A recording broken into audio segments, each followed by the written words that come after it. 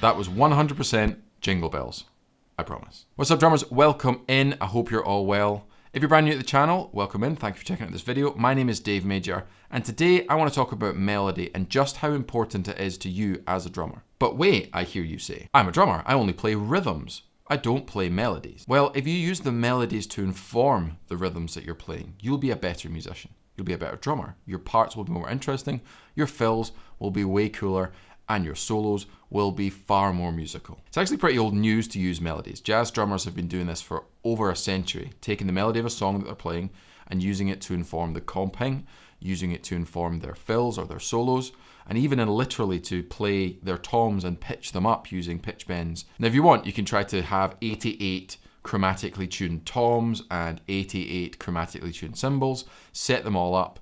But the reality is most of us don't have that many drums or have the space to set it up, or even the time to set it up. So in a previous video, linked up here, I talked about 5 things that Chris Coleman taught me, as it were. Now, one of those things was to use the melody of the song.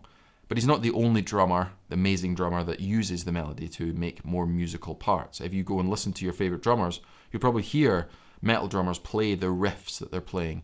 Soloists having melodies in their head, and you can kind of hear them sing out motifs that come back, and repeat to make it, you know, that they're not just playing this constant stream of notes. Now, let's pick a melody. We're going to pick something simple today, and seeing as it's almost Christmas, let's choose something Christmassy. Let's go with Jingle Bells. Now, we're going to put this melody through different drumming scenarios to see if we can create different musical ideas, maybe spark some creativity.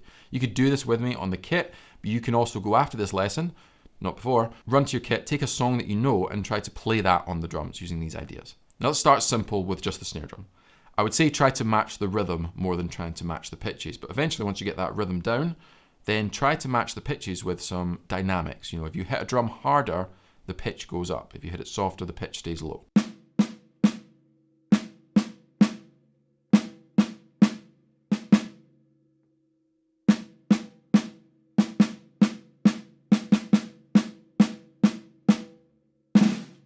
Now that sounds pretty dull. I don't think it's ever going to sound that interesting. However, let's make it like an orchestral or marching piece. We'll add some flams, we'll add some drags, we'll try to get into that headspace of playing precise notes. Let's see what it sounds like.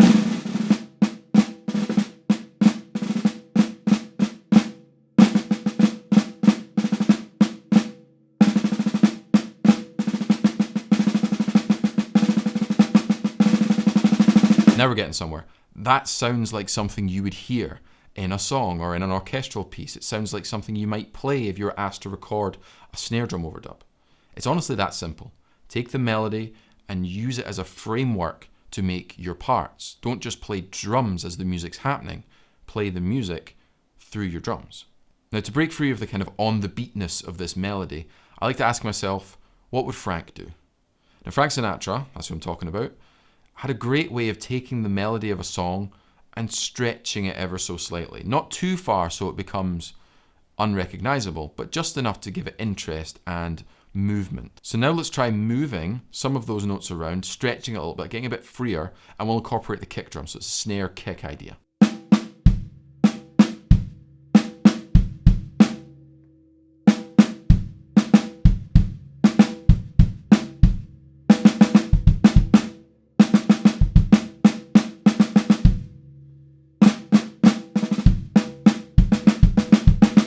Okay, so now what about if we were to fill in all the gaps? Keep that melody nice and clear, but use kicks and doubles and toms to fill in the gaps and have this constant stream of notes.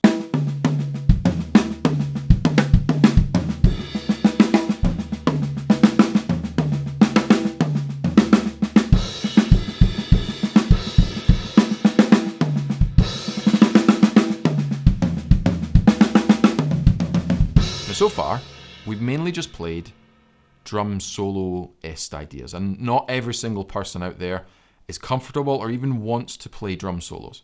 I think it's important to take these ideas and apply them to what you're going to do. So let's put it into grooves. I play grooves. People want me to play grooves with songs, with artists. That's what the drummer's job is. Play a groove, make people dance. Let's try this same idea, but with a straight 8th note rock groove.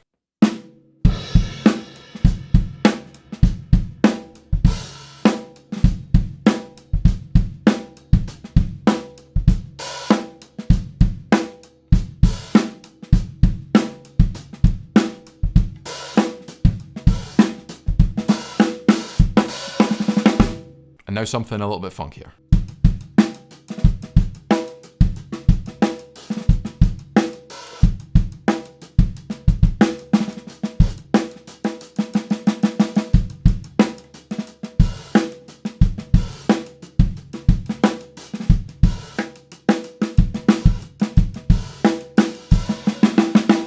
Really, it's up to you how creative you get. Try it in as many styles as you can think of. In the styles that you're comfortable with, metal, jazz, whatever it is. Try it in other styles. Try it at different tempos. Try even with different things in your hands, like brushes. Try playing the drums with your hands.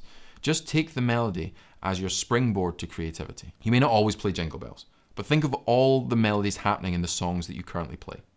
If you were to be more in tune with them and use those melodies to influence the grooves and the fills and the stabs that you're playing, you'll be a better musician and you'll make better music. That's all from me for this year, guys. It's been a year and a half. I'm sure you can agree. Wherever you are though, however you're celebrating this time, please stay safe, happy drumming, and I will see you very soon. Take care. I love Christmas. Jingle bells, jingle all the way.